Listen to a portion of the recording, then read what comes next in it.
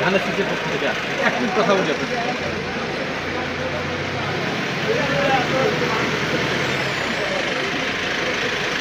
আমরা তাজবির ইসলামের পক্ষ থেকে আসছি।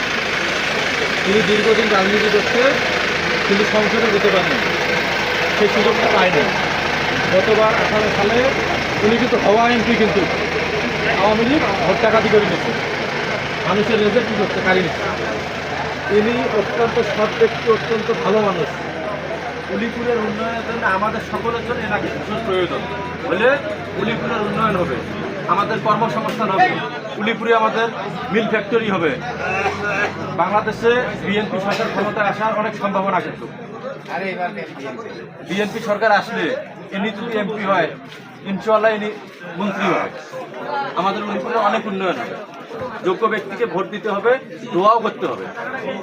দোয়া করবেন তো, ভোট ভোট বাসায় বলবেন, আত্মীয় স্বজন যারা আছে সকলকে বলবেন। একটা ভোট অনেক গুরুত্বপূর্ণ একটা ভোট, যেটা এই যে ভোট, এই যে ভোট চাইতে আসছে, এটা ভোটের একটা কি সময়, এটা আপনাদের সঙ্গে কেন কথা বলতে